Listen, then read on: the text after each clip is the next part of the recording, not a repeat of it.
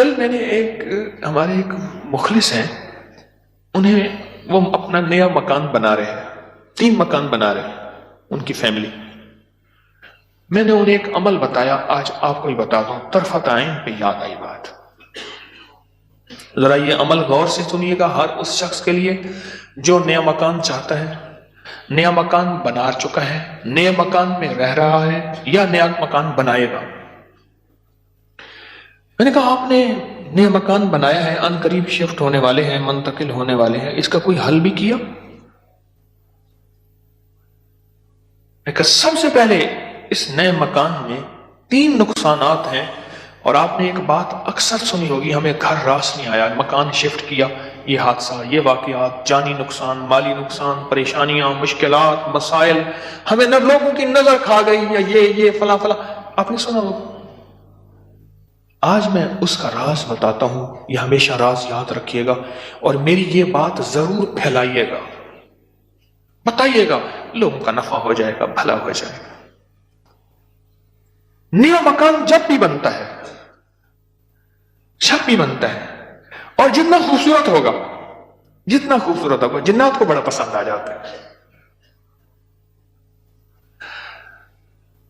اب میں ایک صاحب نے مجھے ایک بات بتائی، وہ بات میں انہی کی زبان میں سناؤں گا، آپ وہ بات کی چاشنی بھی لے لیں، پھر میں بات مختصر کر کے بتاؤں گا. اماں بالا کو قرآن پڑھیں دیے، یہاں تک سمجھ آئے؟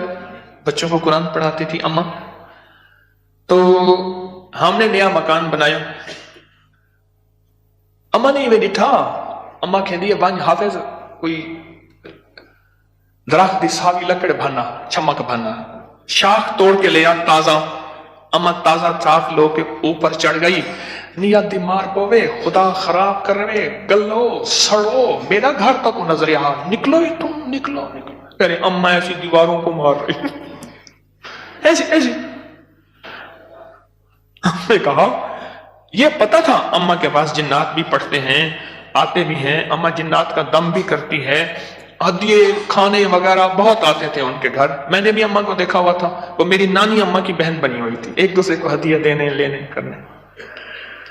نانی اماں کی طرف سے ہدیے تھوڑے جاتے تھے، ادھر سے زیادہ جاتے تھے، کہ نانی اماں کی جیب سے جاتے تھے، ادھر سے ہدیے آتے تھے، تو اتنے ہوتے تھے کہ وہ تقسیم ہوتے تھے. تو کہ نانی اماں، میری اماں نے نا مارو کے ہانپتی کانپتی اماں آ گئی، کہہ رہا بس نکل گئی. اماں کیا ہے؟ کہہ رہے نیا مکان بنایا، ان کو اچھا لگا، گزرے جا رہے تھے، اوپر جو سیڑھیوں کی بمٹی تھی وہاں جا کے انہوں نے اپنا ٹھکانہ لگا دیا، مٹی لینے پہ ہاں اپنی اپنا سامان لگا رہے تھے، تو مجھے نظر آ گئے، نکال کے آئی ہوں. اچھا یہ ایک نہیں کئی واقعات ہیں. آپ کے گھر میں بہترین گھر بنا، اور آپ کے گھر میں گندی کیچڑ کے 5-10 کتے، جو گرمیوں میں نا آپ نے دیکھا ہوگا نالیوں میں کتے بیٹھے ہوتے ہیں، بڑی ساری زبان نکال کے ہانپ رہے ہوتے ہیں، گندی نالی میں پانی گزر رہا ہوتا ہے تو ان کا جسم کچھ ٹھنڈا ہوتا ہے. وہ گندی نالی والا کتا جب اٹھ کے نا اپنے بدن کو چھاڑتا ہے تاکہ کیچڑ وغیرہ، آپ کے گھر میں کتوں کا ریوڑ گھسائے گندے، تو گھر میں کیچڑ ہوگی یا عطر کی بارش ہوگی؟ بدبو، غلاظت، نجاست، خباثت، یہی کچھ ہوگا اور کیا ہوگا. جس گھر میں شیاطین آ جائے اور شیاطین کا پورا قافلہ آ جائے اور فیملی آ جائے، جو کہ ہر بیت الخلاء میں ہوتی ہے، خبث اور خبائث، مذکر اور مؤنث، مائی اور جوان، ہر بیت الخلاء میں ہوتے ہیں. جو جتنا بیت الخلاء کو ٹائلیں لگا دے، لگژری بنا دے، ہمیں دھوکہ ڈال دیا اس ٹائلوں نے اور شیشے نے اور کمکموں نے. میرے کملی والے نے فرمایا ہر بیت الخلاء میں فیملی رہتی ہے. بھائی میاں بیوی ہوگی تو بچے ہوں گے نا، تو میں فیملی ایسے تو نہیں کہہ رہا. خبث اور تو سب سے پہلے تو جنات، شیاطین. دوسرا جو ہوتا ہے، جو روگ لگتا ہے، دوسرا جو روگ لگتا ہے وہ خصوص مزدوروں اور لیبر کا روگ لگتا ہے. غور سے سنیے گا، کتابوں میں لکھا ہے اپنے دھوئیں سے اپنے پڑوسی کو تکلیف نہ دو. اگر تم نے کوئی مسالہ دار چیزیں، اسپائسی چیزیں، لذیذ چیزیں بنائی ہیں اور تمہارے پڑوسی کو یہ قدرت حاصل نہیں تو اس کو تکلیف نہ دو، پانی شوربے میں زیادہ ڈال دو، کچھ اس کو دے دو۔ اور کتابوں میں یہاں تک لکھا ہے کہ پھلوں کے چیزوں کے چھلکوں سے پڑوسی کو تکلیف نہ دو۔ اگر کوئی اچھی اعلیٰ چیزیں کھائی ہیں تو اپنے پڑوسی کے گھر سے دور رکھو، اس بیچارے کو تکلیف ہوگی کہ اللہ میری جیب میں بھی ہوتا میں بھی کھاتا۔ یہ جو غریب لیبر آتی ہے، لیبر تو غریب ہی ہوگی نا، مستری مزدور، ان کی نظر کھا جاتی ہے، ان کی نظر کھا جاتی۔ میں نے بکریاں رکھی، 8 بکریاں تو ذبح ہو گئی اور لیبر کھا گئی، 9ویں جو ہے آخر حرام ہو گئی، اور چھری کے نیچے بھی نہیں آئی۔ میں نے کہا نکالو یہاں سے بکریاں، 8 تو چھری کے نیچے آئی اور 9ویں جو ہے وہ خود حرام ہو گئی۔ اور تیسری اور آخری چیز، یہ میں آپ کو کہتا نا گھر راس نہیں آیا، یہ میرے پاس بہت واقعات آتے ہیں۔ اس کی نظر ہوتی ہے، لیبر کی ہوتی ہے، اور بعض بندے ایسے ہوتے ہیں، اب تو سائنس ایول آئی اور بیڈ آئی پہ جاؤ، میرا لفظ لکھو سوشل میڈیا پہ، نیٹ پہ، پتہ نہیں کہاں، فیس بک پہ، ایول آئی بیڈ آئی۔ اب تو پوری دنیا کی سائنس نظر بد پہ پاگل ہو چکی ہے۔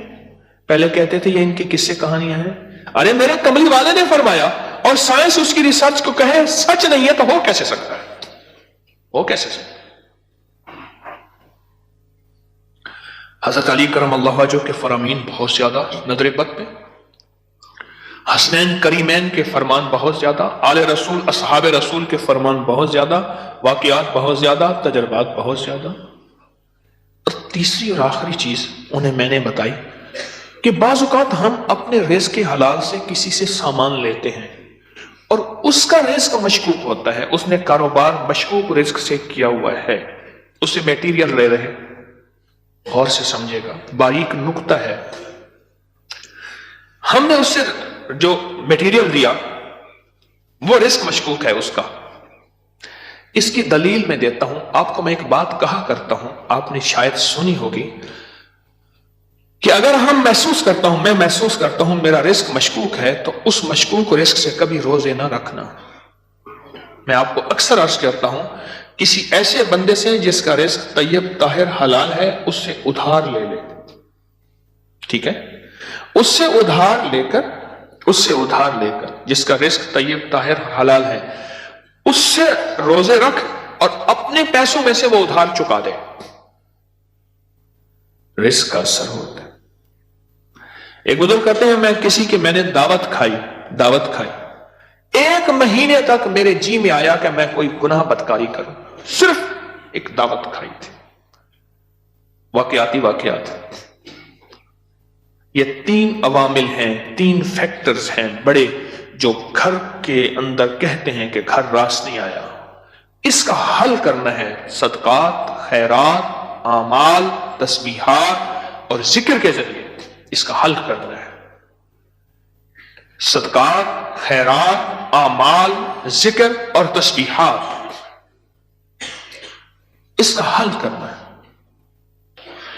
ابھی سنتے جائیے، غور سے سنیے گا، توجہ سے۔ نئے گھر میں جب بھی داخل ہوں، سب سے پہلے تو یہ سوچیں کہ میں گھر کس رزق سے بنا رہا۔ یاد رکھیے گا، مشکوک رزق، یا آپ نے ایسا موضوع چھیڑ دیا کہ اس موضوع کو مجھے کچھ بتانا پڑے گا۔ سب سے پہلے تو یہ ذہن نشین رکھیے گا، رزق مشکوک کبھی زندگی اور نسلوں میں چین سکون نہیں دے سکتا، کبھی نہیں دے سکتا۔ وہ کیسے ہوگا؟ اس کے میرے پاس واقعات۔ میں ایک چھوٹا سا صرف واقعہ سناتا ہوں، میں نے کئی واقعے دیکھے۔ پتہ چلا کہ بیٹا فوت ہو گیا خودکشی میں، گرمی تھی، گھر تھا بڑا سارا، یعنی ادھر بھی گھر کے لان تھا، باغیچہ تھا، ادھر بھی باغیچہ تھا، بڑا بہترین گھر بنا ہوا تھا۔ اس وقت محسوس ہو رہا تھا یہ گھر کو بنے 35-40 سال ہو گئے۔ چارپائی جو پڑی تھی تو ہمارے ہوتے ہوئے دھوپ آ گئی، تو چارپائی کو میں نے گھسیٹا اور ایک بیل تھی بڑی خوبصورت، اس کے نیچے لے گئے۔ ایسی وہ بندہ رو رہا تھا، وہ اپنے علاقے کا مجسٹریٹ تھا، मैंने उसकी मजेस्टिटी देखी है। भट्ठे वाले को हुक्म था कि इतनी ईंटें पहुंचानी है वरना भट्ठा किसी शिकायत की वजह से सील हो जाएगा। सीमेंट वाले के जिम्मे थे कि इतनी सीमेंट की बोरियां पहुंचानी है वरना तू 2 नंबर सीमेंट बेच रहा, तुझ पे ऑब्जेक्शन लग जाएगा। रेत वाले, ईंट वाले, हर मटेरियल वाले के जिम्मे था कि तूने पहुंचाना है। बेहतरीन मकान बना, बेहतरीन मकान बना। उस घर में रहा और कभी सुख का सांस न ले सका। बीवी मर गई, बेटा अड़ गया कि मैंने मां को घर में दफन करना है। जो घर के पिछली तरफ का बागीचा था वहां मां की कब्र थी और खुदकुशी मार के कहने लगा मुझे मां के कदमों में दफन करना है। 2 कब्रें घर में बनी हुई थी। बैठा हुआ था, रिटायर, मर गया और फिर उसका कोई वारिस नहीं था। वहां पता चला उस शहर में कि हमारे मुर्शिद आए हैं। कुछ लोगों को भागे भाग आए। एक बाबा आया रिटायर, तो मैंने कहा बाबा जी, मुर्शिद बस मेरे घर चले, दुआ कर दे, खाना खा ले। मैंने कहा किस लिए? मेरी दुआएं होंगी। मैंने कहा एक चीज पे दुआ दूंगा कि इस बाबे की आपने खिदमत करनी है। तो खुद भी बाबा है, इसकी खिदमत करनी है और उस बाबे की मौत तक वो बुजुर्ग बाबा, वो भी जिंदा है, उसकी खिदमत करता रहा और वो दुआएं देता रहा। मेरे अपने छोड़ गए कि हकीम साहब तू आया और किसी को खिदमत पे छोड़ गया कि मेरी चारपाई धूप पे पड़ी होती थी, मेरे अंदर सकत ही खत्म हो गई। एक बुढ़ापे ने मारा, दूसरा गमों ने मारा। बड़ा लंबा वाक्य है। सबसे पहले रिस्क के हलाल, नस्लों के लिए राहत है। और दूसरी चीज हमारे एक जानने वाले हैं, उनकी जिंदगी में मसाइल ही मसाइल हैं, मुश्किलात है, गम ही गम है। उस गम को वजह, इलेक्ट्रिशियन आया, थोड़ा सा काम किया, उसका हाँ तुझे पैसे दूंगा, बिजली वाले का, प्लम्बरी वाले का, मुरम्मत वाले का, कोई काम है, धोबी का, फलां का फलां, उसने कहा पैसे दूंगा। और अगर उसने पैसों का इसरार किया तो उसको धमकाया, डराया।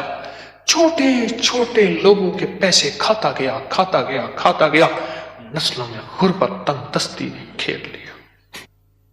अब मुझसे अमाल पूछते हैं और रिस्क वो हुआ जो काला हुआ, धन काला हुआ और जिसमें गरीबों की आहें हुई।